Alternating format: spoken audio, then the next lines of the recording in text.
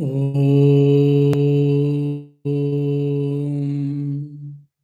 Durjana Sajjano Bhuyat Sajjana Shanti Mapnuyat Shanto Mucceta Bandebhyo Muktaschanyan Vimochayet.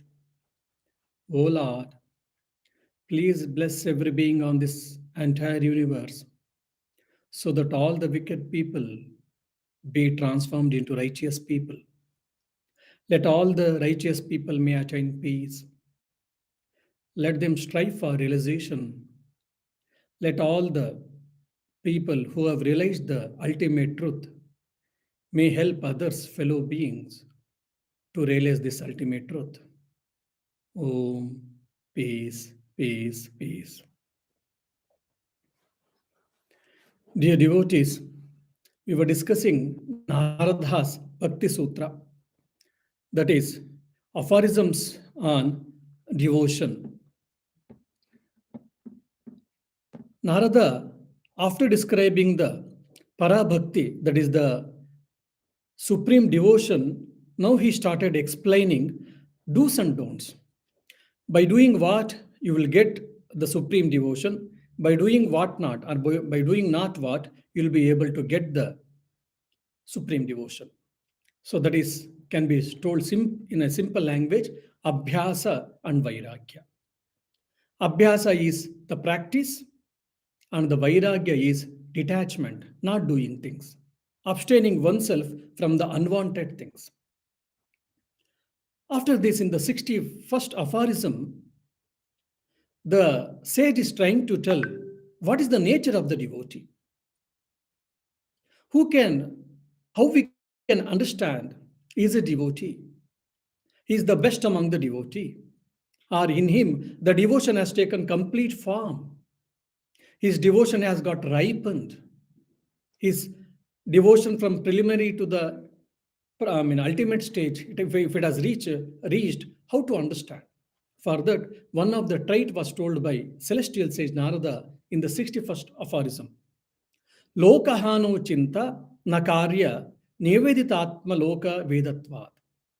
The person who has got ripened devotion, para bhakti, supreme devotion, he doesn't bother about the public appreciation, and there will be no worry for him at all because there will be God dependence life. And he completely has surrendered himself physically, mentally, morally, spiritually.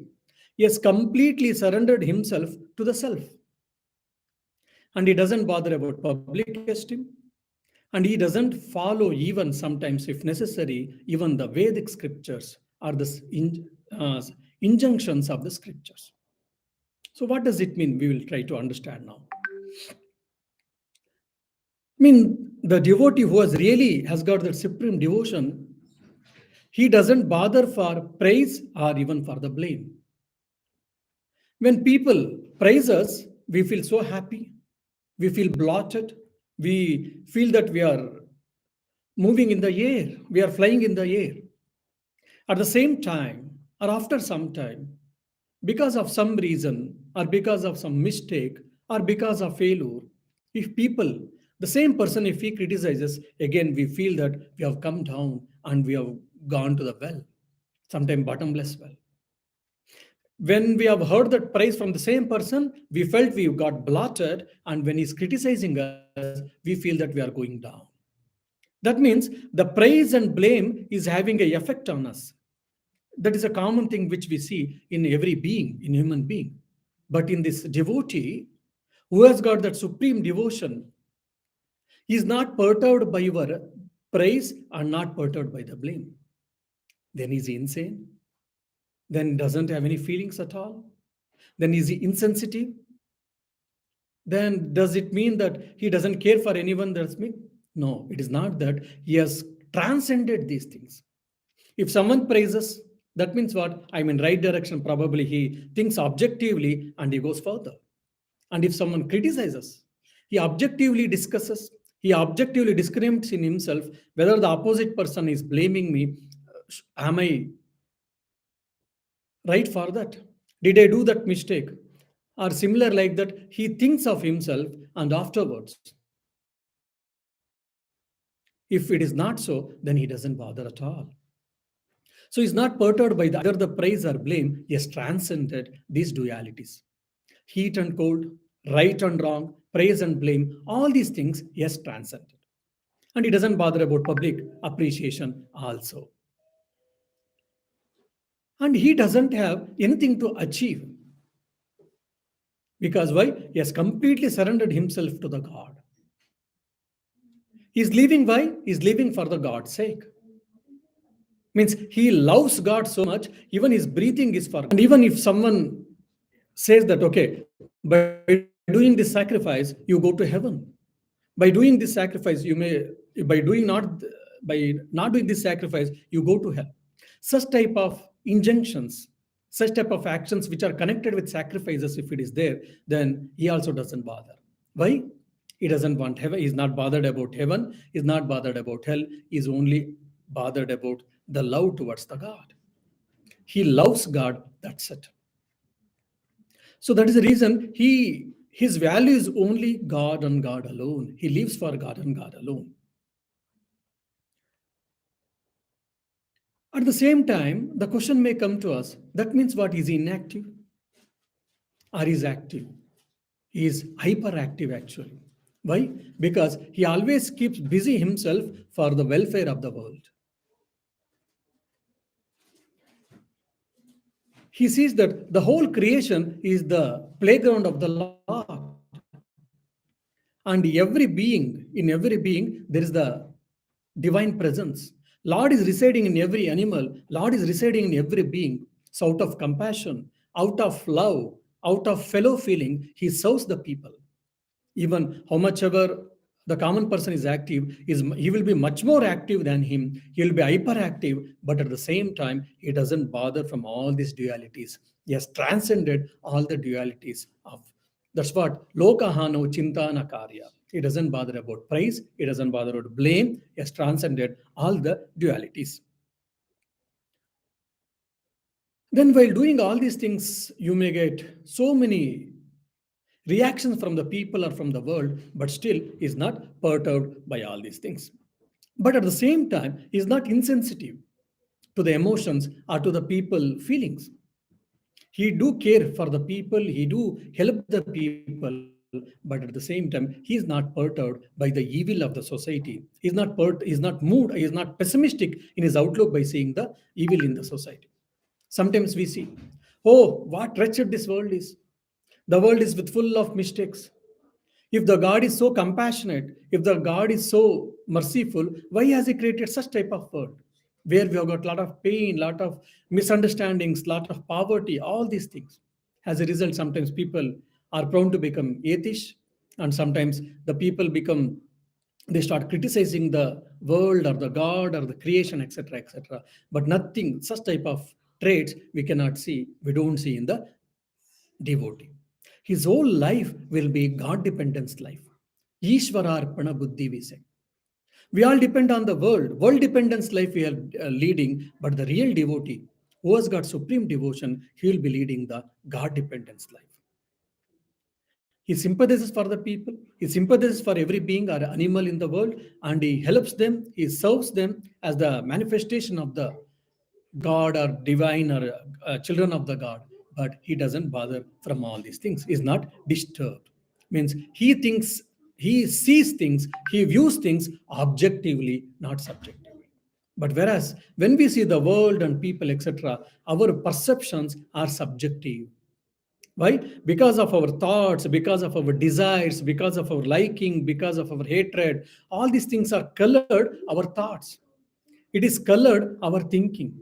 So, based on our mindset, based on our perceptions, we love people, we hate people. But in this case, it is not so. That's why the Lord gives lot of opportunity for such type of devotees to enjoy by serving His children.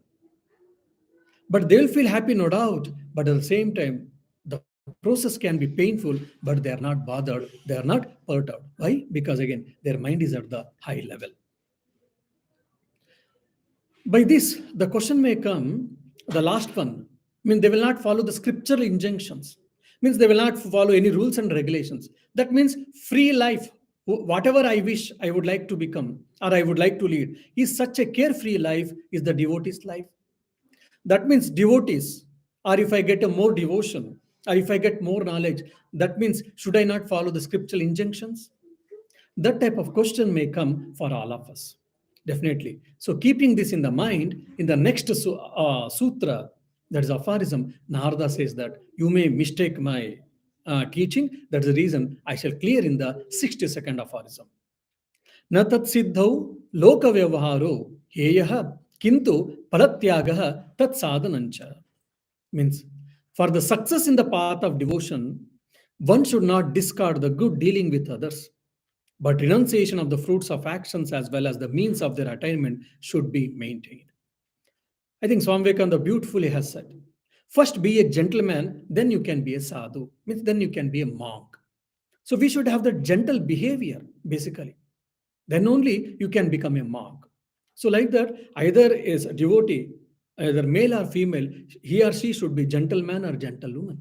Oh, I'm a spiritual person. I don't care for this appreciation. I don't care for your praise and blame, saying that I cannot be rude, or you cannot be rude, or he or she cannot be rude. He or she cannot be insensitive. They should be sensitive, gentle, compassion, but at the same time should not be getting perturbed. That is the beauty of it. And now, if the scripture is telling to be a gentle, to be rightful, to be moral, to be ethical, to behave properly, such type of conduct, everyone should follow. Either you are devotee or not, whether you are a gnani, the knower of the Brahman or not, whether you are atheist or not, whether you are agnostic or not, everyone has to follow these things. There is no second opinion. But by doing such and such a sacrifice, by doing such and such a worship, by doing such and such a vratha, so you will get heaven, you will get progeny, good progeny, you will get lot of wealth. Such type of sakama karma, we say. The actions which are packed with the desires are fruits of such actions may not be practiced by the devotee. Why? Because he doesn't have any desire. His only one desire is always to love the Lord and to serve the Lord. To love the God and to serve the God. That's the reason he need not to follow all these things. Whereas if you want any desire to be fulfilled, if you got any desires, if you pray for that to be fulfilled for God, then whatever the scriptural injunctions are telling, we are supposed to follow. But whereas in him, he has transcended all these things, he has become vasana rahita. That means desireless man. That is the reason he need not to follow the scriptural injunctions with respect to sakama karma. So we have to understand. But at the same time, author is also giving a clarification. So since I don't have desires, should I work or not? If a question comes, yes, everyone should work. Everyone has to work till our death. Because no man can sit idle. Nahi kashchit shanamapi jatu tishtatya karma krutu karyate havashak karma sarva prakriti jair gunaihi. This is told by Lord Krishna in Bhagavad Gita. Everyone is bound by his or her nature. Even a single moment, we cannot sit simply idle. So everyone is bound to perform action, some or other action. So everyone has to do it. There is no other way. So out of helplessness, performing action is something else. Because of desire for some fruits of action, performing action is something else. Then just for work's sake, or just offering the fruits to the God as a worship, even doing or performing action is just different. So when a devotee performs karma yoga, selfless action, not the action with selfish desires or to attain selfish acts. That's what the author is trying to tell. So he has to perform actions. He will perform actions. He has to perform actions. Sometimes they perform more actions than even the common people, but it is not packed with any desires. Their intentions and their motives are very clear and very pure, and it is unselfishness. That's what the author is trying to tell here. That we can see very clearly in the life of Jesus Christ, in the life of Swami Vivekananda, in the life of Ramakrishna Paramahamsa, in the life of Adi Shankaracharya, Acharyas. sages, saints, these incarnations, prophets, they were intensely active than us. Swami Vivekananda, he traveled all over the India, across the India. He studied, he preached, and he came to West. There also he spent 5 years, day in and day out. He preached the Vedanta. He preached the unity for the Westerners. Again, he went back to India. There he gave a rising call for the Indians. But few lectures. He established Ramakrishna Mission. He set this Ramakrishna Mission or Ramakrishna Order. Then again, he trained some disciples, and in the age of 39, he left. So just in 10, 15 years, if you see their core life, they did tremendous work. They were, whatever we work, 5, 10, 20 times work, more work they have done very intensely, very actively they have done, but they're not bothered. Why? Because their all actions were towards society, not with the selfish ends. They didn't have any selfish ends to achieve or to attain. Not for money, not for any wealth, not for any promotion, not for food and fuel, not for any job, not for praise, not for becoming a bureaucrat, just to serve the country, serve the motherland, or serve the people, help the people to awaken themselves or to become better themselves. So they perform more actions, actions in more intense way, but they are not perturbed and they are. It is selfless action. It is not selfish action.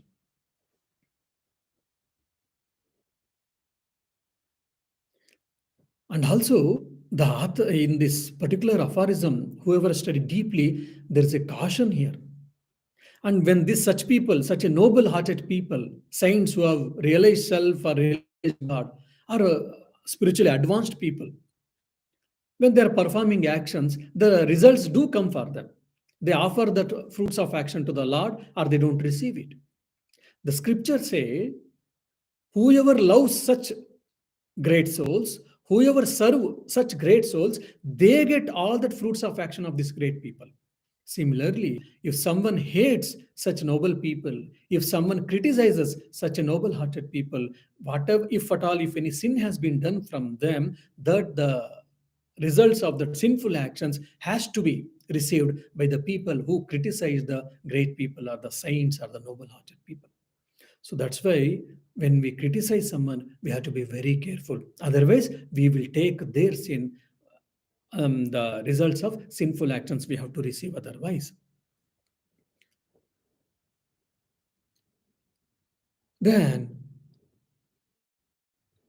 at the same time, his activities are also not careless, it is not aimless, it is not useless.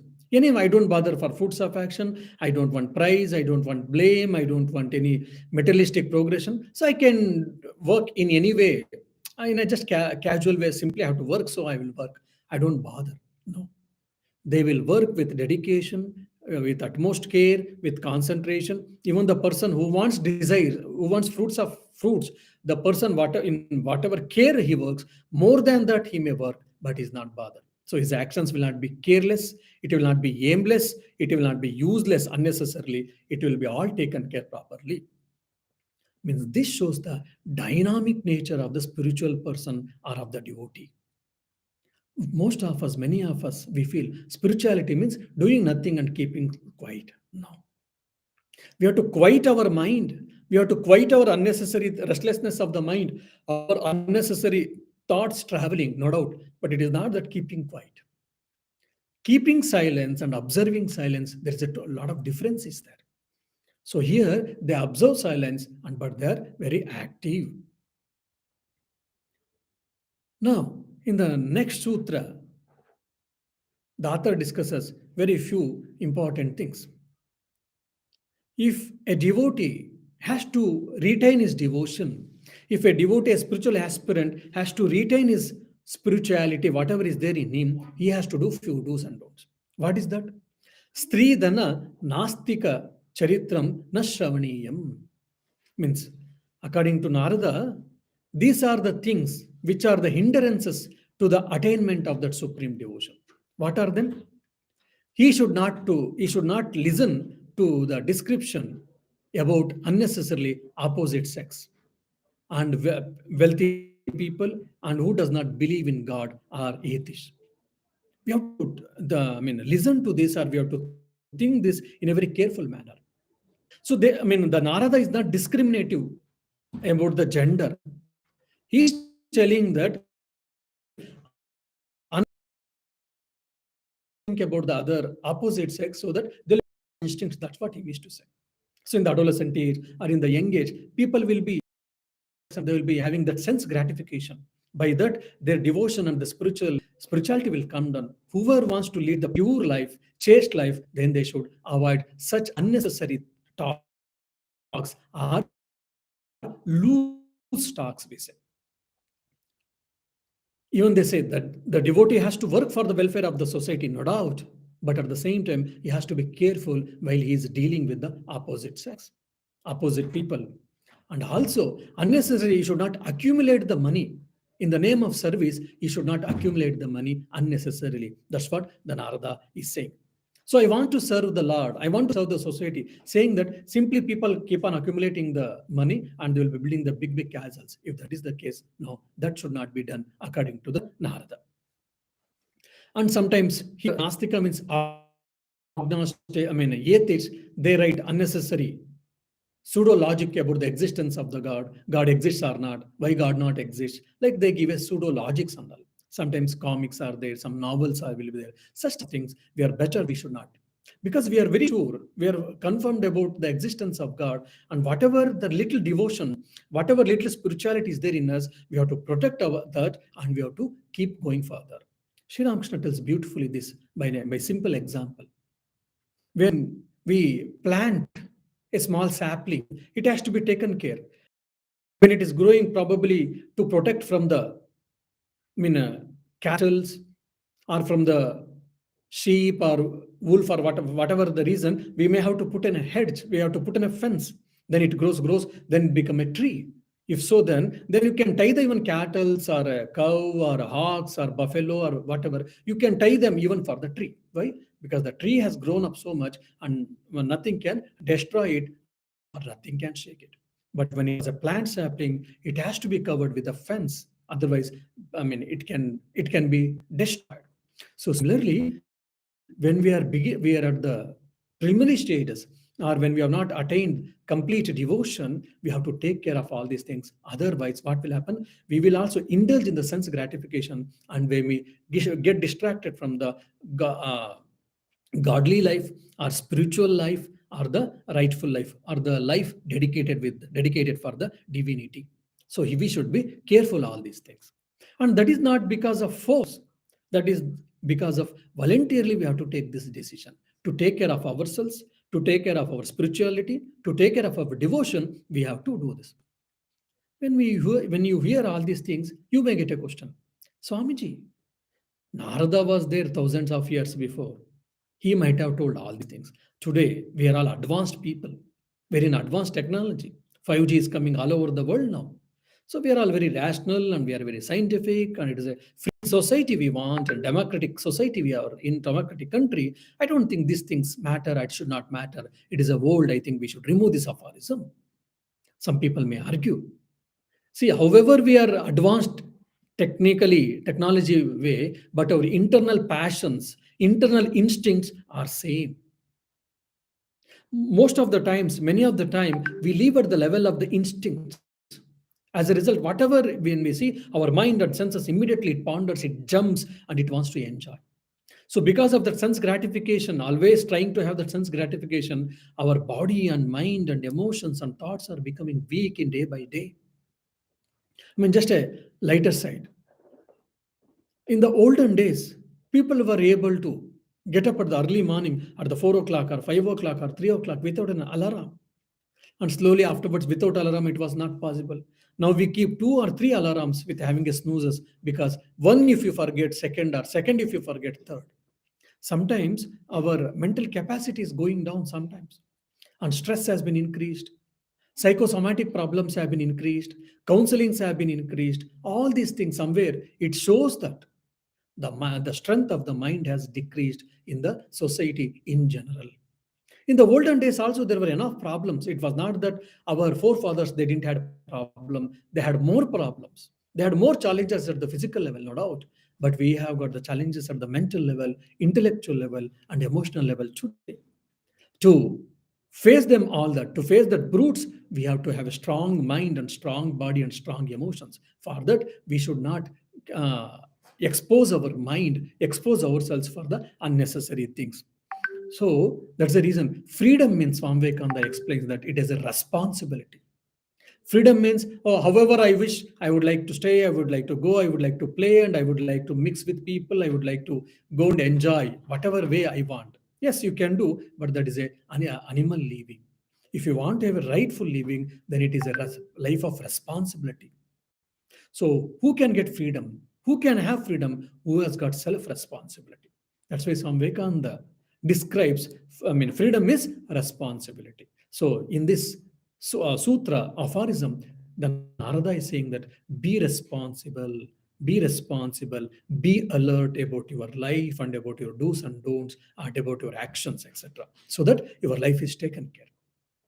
And the same idea, the consequence of this, has been told beautifully by Lord Krishna in Bhagavad Gita. Dhyayato vishayan pumsaha sangasteshupajayate sanghat sanjayate kamaha kamat krodho bijayate krodhat bhavati sammoha sammoha smriti vibramaha smriti bhramshat buddhinashat buddhinasho buddhinashat pranashyati. When your mind is thinking about the sense objects, then what happens? Your mind craves for that object, sense objects. Dhyayato vishyan pumsa. Sangasteshu upajayate. Then you get an attachment towards it. Then sangat sanjayate kamaha. Because of that attachment for that sense objects, you get intense desire to get them. If you get it, you enjoy and you want more and more. Then if it has not been fulfilled, then you get angry. Kamat krodho bijayate, abhijayate. If you are not able to get that, then you get angry. Krodhat bhavati sammoha. Because of that angry, your mind gets diluted. What is right? What is wrong? What I am supposed to do? What I am not supposed to do? The lack of discrimination. Then krodhat bhavati sammohat. Sammoha smriti vibramaha. Then my intellect or my discriminative power goes in vain. Smritir Brahmshat Buddhinashat Pranashati. My intellectual goes in vain, my discriminator power goes down in vain, then as good as I've been destroyed, then I will live at the level of instincts, then I don't live at the level of human being or level at the level of intelligence. And the best example we can see all the demons, wicked people. They are very intelligent. They have got a lot of energy. They have got a lot of ideas. All these things, but everything has been used, all that energy, their intelligence is used in a wrong way, wrong direction, in a wrong channel. Even if you see in Ramayana, Ravana, he was one demon. He was a great devotee of the Lord Shiva. He did lot of penances and austerities and he had got lot of boons from Shiva. And he physically was well strong enough and he was well educated. He knew Vedas, Agamas, he knew Vedangas. He was able to sing well. He was able to play different instruments. He was good administrator. And he knew the art of warfare. And he was able to rule the kingdom so nicely, no doubt.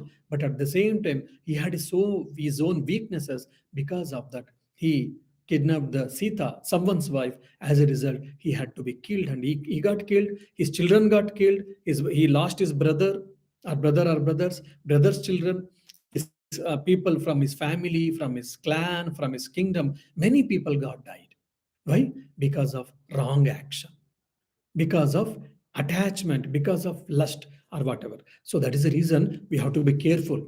In the name of free society, we should not carried over by unnecessary thoughts. And by that, what happened? Our life will be at stake.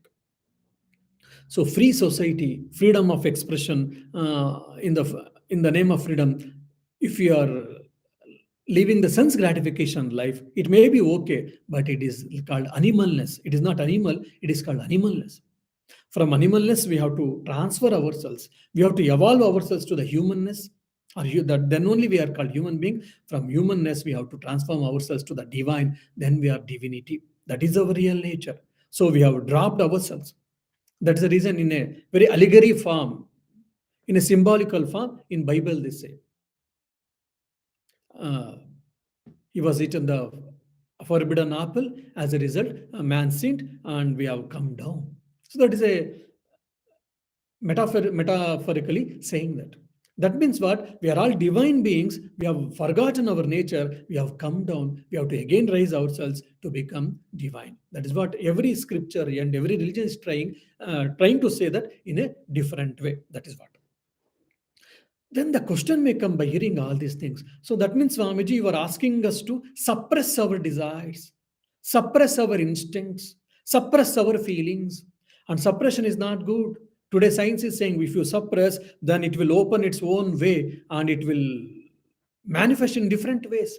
So I can have a psychosomatic problems, or I can have emotional upheavals, and so many problems can come. So they say that the present science say that we should not suppress, we should enjoy. Yes, we should not suppress, no doubt, but at the same time, if you give the license for enjoyment in any way and every way, that is also not good. That's why the Upanishad says you don't suppress, rather sublimate. There's a difference between suppression and there is a difference between sublimation. So here Narada is asking not to suppress, is asking to sublimate. What is the difference between suppression and sublimation? Now I am getting a desire to eat a cake. There's a beautiful cake has been kept there in my house. I'm getting, or maybe ice cream. We will think there's ice cream in the refrigerator. I'm getting tempted to eat, but at the same time, I have got cold. I've got bad running nose. Then I'm not supposed to take the ice cream. By taking, my cold may get increased. My mind is anchoring for the ice cream, but I am unable to control. I'm trying to control, unable to. So I tried for some time, I was unable to. Then I went and I took and I ate the ice cream. As a result, again, cold got increased, fever, body pain, so many other things happened. Now, I want to eat ice cream. Fine. But by eating ice cream, I will suffer more. I may not be able to go to tomorrow work, and my work will be at stake, and there is an important meeting tomorrow. If I don't attend, probably I will cut sorry picture in front of my team in the workplace. If it continues or if it repeats for 2 or 3 times, I may not get promotion. All other things are there. So to have such sustained efficacy in my life, to have such sustained fruits, so I should better not to eat ice cream. That's what sublimation. Or I think Maslow experiment is very famous in the psychology. There was a experiment made. So children, I mean kids, I think 3 or 4 or 5 years of kids were kept in separate room, and the elders they went inside the room and they said, "Look, there is a toffee or marshmallow here. I am keeping here. I will go outside and I will come after a 2 or 3 minutes. If you have not eaten that marshmallow, then I will give 2 seconds, one more marshmallow I will give, and if you eat that, then I will not give." So this was the experiment. And when the marshmallow had kept on the table, the children were taken to different rooms along with the elders. So the moment the kids saw marshmallow, they were so attracted they wanted to eat. Then the people were saying, look, wait. There is a exam for you. What is that exam? If you eat this marshmallow, you will not get other marshmallow. By just they were about to say the second statement, by that time, say 10 boys means 2 or 3 boys already they took the marshmallow and they started eating. And in other rooms, they started continuing. So if you don't eat for some time this marshmallow, then you will get second marshmallow. They heard 1 or 2 boys, they never cared. After hearing the second statement, they took and they started eating. Oh, I'll get a marshmallow, one more. Then what should I do?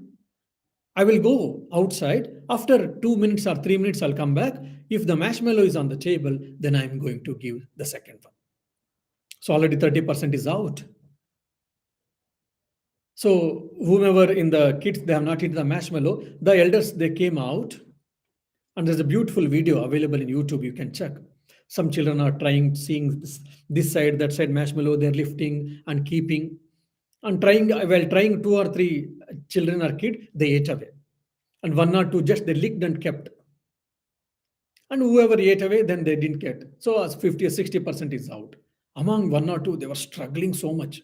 And 2 or 3, they were sitting calm. Okay, after 2 or 3 minutes, I will get second marshmallow and let me eat all the both marshmallows. Then 1 or 2 with difficulty they were able to control, and 2 or 3 naturally they were able to control, and all of the 4 or 5 they got the second marshmallow. Then after 10, 20 years, the experiment was done on this 10, 15 kids. The same people, the same kids were now grown up. They made an interview. Now, who had a control over themselves in the even that small age, that 3, 4, or 5 age, who the children who had control about them on themselves and who didn't eat marshmallow, they had excelled in their life. They had achieved something in their life. In generally, of course, it cannot be universalized. In generally, they had excelled. Whereas the people who were not able to control that marshmallow thing in the during time, mostly most of them, they had not achieved many things.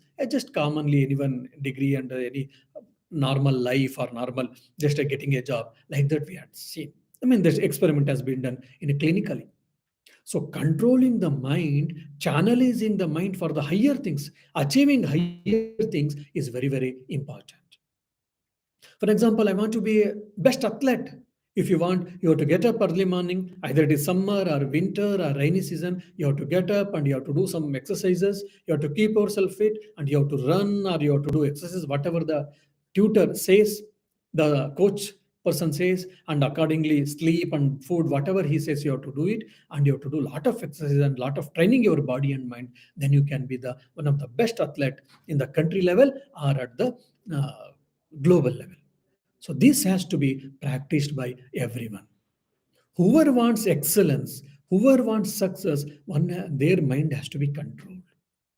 So here, the Narada is not asking person to suppress their desires, suppress their ideas, suppress their thoughts. Instead of that, Narada is asking sublimate yourself. This is the unique concept of Upanishads. Means to get two marshmallows, I will not eat one marshmallow. So to become a best athlete, I will not get, I will unnecessarily, I will not sleep or I will not eat all the junk foods and I will not waste my life, I waste my body just for tongue's sake and I will not be back in my achievements. So to get the highest things, we sacrifice or we merge the lower things into the higher things. That is what called sublimation. So here Narada is asking we should sublimate. Then one more thing has been told by Narada that Abhimana Dambadikam Tyajam. The pride and vanity and so on must be given up. Oh, I am very service mindedness. I help the people. I do help people and I am very good. I am very pious. Saying that I should not have pride. I should not have vanity. I should not feel myself something great than others. Such type of thing, if it is there, then you cannot be a devotee. Because in the top portion, water doesn't stay. Wherever there is a low, bottom there water and come stay. So similarly all the good values will be in the people who are humble, not in the people who have got pride or vanity or ego or whatever. That's what he said. That's why Sri Ramakrishna says give up vanity and pride, because God cannot be realized if there is the slightest trace of pride. So he advises the devotees to be humble, not to be proud. He must not be in vain, otherwise it can be one of the obstacle to move towards God. And this is what demons, again, wicked people. They've got a lot of strength because of their pride, ostentation, or ostination, and vanity. All of these things, their life is ruined. And at the same time, we should be truthful also. Truthful for oneself, and when we speak with others, when we communicate with others also, we should be truthful. So thoughts and words should be in harmony. Man muke karo. That's what Sri Ramakrishna says. So thoughts and words should be in harmony. But at the same time, because we should be truthful and we should not be in vain and we cannot be rude also. We should be gentle in our behavior, in our talk, in our conversations, no doubt. We should not unnecessarily rudely speak, because I'm telling the truth. I don't bother for others. I don't care for others. I cannot speak anything and everything. No. But at the same time, because it hurts someone, I cannot speak the pleasant lie, pleasant untruth. That also cannot be done, should not be done. So we have to take the balance and we have to speak the truth in a right way, in a gentle way. Means our behavior, our quality should not be harmful, it should be harmless. Then only one can be a spiritual person. So spiritual person means he cannot be careless. And Swami Vivekananda beautifully says that the giver who is the blessed, not the receiver. This is one of the unique definition for dana. Oh, a guy, I have given you 100 euros, I have helped 100 euros, you should be grateful to me. Generally, such type of ideas we do get, such thoughts we get in our mind. But Swami Vivekananda says, you should be grateful to the person because he was ready to take the money from you. That is the reason you got the givership. Because there was a receiver, that's why you became the giver. So you should be grateful to him so that you are able to serve the Lord or the child of the Lord. And John D. Rockefeller, he was a great industrialist in America. And when Swami Vivekananda was there after Chicago's Parliament of Religions, he was famous. He had become a world-renowned person. We all know that. So many big shots had come to see him. So this John D. Rockefeller, a great industrialist, he was a millionaire. He also wanted to come and see Swami Vivekananda. And since he was a big industrialist and he was a millionaire, he was known for his achievements because of his wealth, and people used to always go behind him. And if Rockefeller is coming, people used to, go and surround him with all pomp and show. They used to welcome him with a lot of respects they used to show. The same thing he had expecting even from Swami Vivekananda. Swami Vivekananda is in one of the room he was sitting and he was doing some work. Then a lady came and knocked at the door where Swami Vivekananda was residing, staying. Then Swami Vivekananda asked coming. Then she said, there is a guest called by Rockefeller, John D. Rockefeller. He wants to see him. He said, okay, you send him. Then the John D. Rockefeller came. He thought that, okay, now Swami Vivekananda welcomes me. He gets up. He shows all the respect like other people, unlike other people.